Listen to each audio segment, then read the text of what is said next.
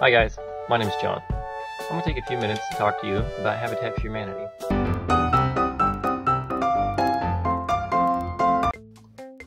Habitat for Humanity is a Christian-based volunteer program that helps those who couldn't afford a regular mortgage be able to build a home with a group of volunteers to be able to finally have a home with security and a payable rate.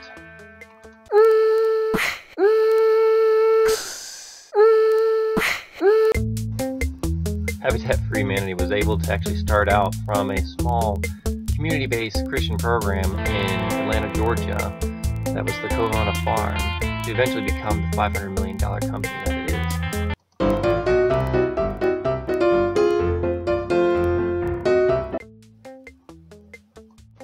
Before Habitat for Humanity, it was originally Kohona Farms that was started in 1942. The founder was Clarence Jordan, who was a Southern Baptist minister.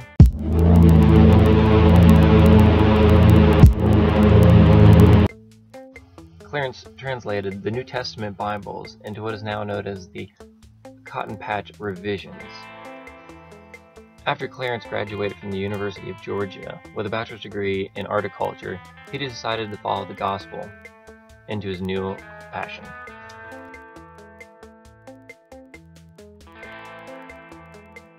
Clarence then became a pastor that was ordained in 1934. Clarence used his education and his ministry to collectively make up the Kohona Farm.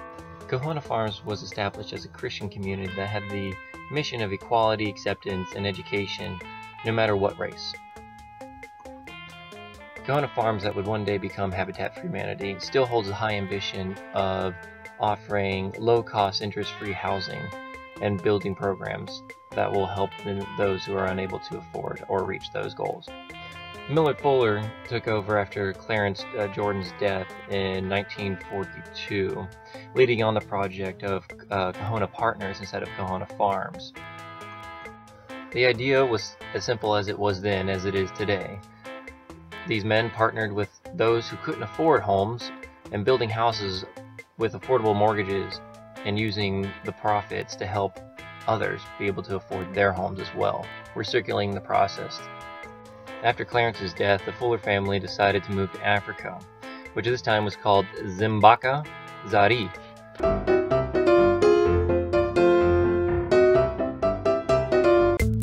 Fuller's family spent 3 years in the African Congo helping around 2,000 local people and their communities get homes before returning back to stateside. It wasn't until the relocation back to the States that Habitat for Humanity was actually developed. It was during September 1976 that the Kohona Farms, when Jordan's idea was taken to the next level. Dude, shut up. I'm doing my best. Based on Fuller's Christian program, the basis is known as the biblical economics. They were meant as projects that would have a no-interest loan, be non-profit, and be volunteer-based. This basis was on volunteers and future homeowners to work side by side in all the endeavors of these communities. After that, for the next 8 years, Habitat for Humanity took off very quickly, becoming an international and financially stable program. It wasn't until it exploded with popularity after Jimmy Carter finally got involved in the program for Habitat for Humanity, taking the spotlight into millions of homes, bringing the attention to the project. The former President Jimmy Carter is still a well-known humanitarian and volunteer, especially when it comes for Habitat for Humanity.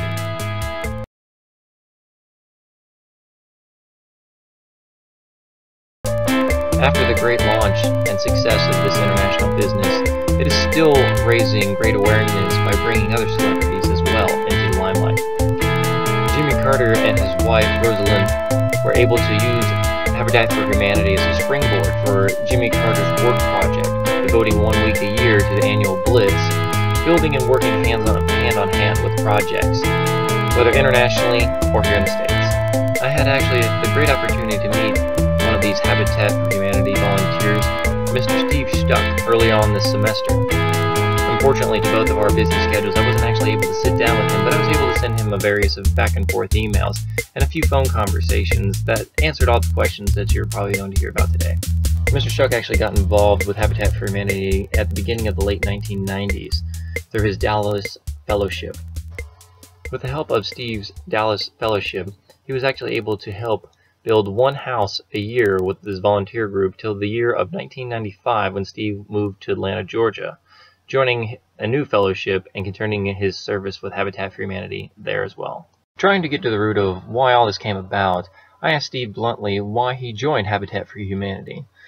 And with a simple answer, he just said it was a chance to help others less fortunate than he was. Steve believed in a chance to put his hands to work for a good cause at all times. I was also able to ask Steve, why should others get involved with Habitat for Humanity?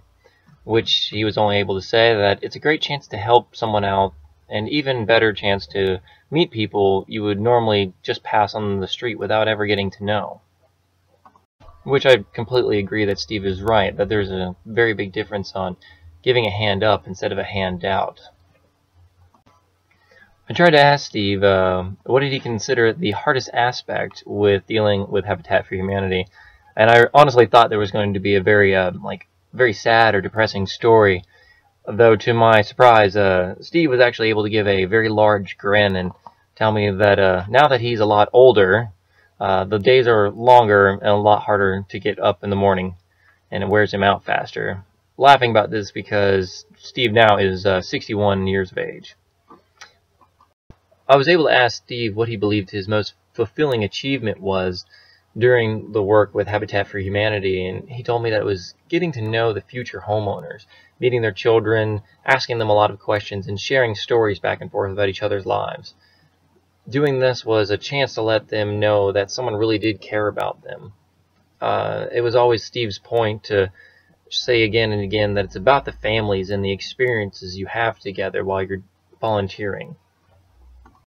You have to remember that not every experience is positive. Asking Steve what were some of the challenges he's faced working with Habitat for Humanity and how he dealt with them, he kind of gave me a very woeful overtone and kind of just explained to me that working with Habitat for Humanity means sometimes working in dangerous neighborhoods like the ones he worked in on the south side of Atlanta. A lot of these come in line with being bad areas of town that usually always need the most help. Steve tried to generalize that he was just really worried about, his car getting stolen or broken into and possible gunshots, which every now and then he explained that, sometimes you do hear them. Even in downtown Cincinnati that we live in right now, is that every now and then you hear gunshots and you just kind of pay no mind to attention to it. He explained that sometimes you just had to take church buses and large groups because there is always safety in numbers. I mean, it really doesn't need to go into a lot of discussion. He explained to me that those who need the most help usually don't live in the best places. The cheap cost of living in well-known neighborhoods, go hand in hand with just bad areas. People that usually can't generally afford things, a lot of times get stuck in a lot of debt, and that just seems to just swirl around until it gets worse and worse. Then Mr. Shuck went on about safety. Safety is explained a lot at these work sites from what I'm told. It's one of the biggest responsibilities of everybody, not just for yourself, but everybody around you. You have to remember you're going to be working with large equipment, tools, sharp items. You're going to have to deal with slips, trips, and falls that, can ruin any construction job. Steve did point out the regularity that still a job is a job, that, it requires grit and hard work, and to build a house from scratch, that is requiring sweat equity by the family, which means that they have to work beside the construction workers to eventually build their home. They're earning their right to be able to do such.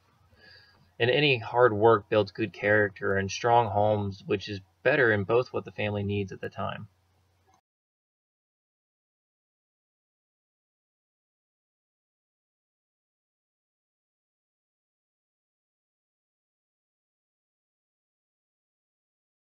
To talk about Habitat... Fuck me. Mickey Mouse. Habitat for Humanity was started in the early 1990s. That's a lie. I am trying to make a fucking video.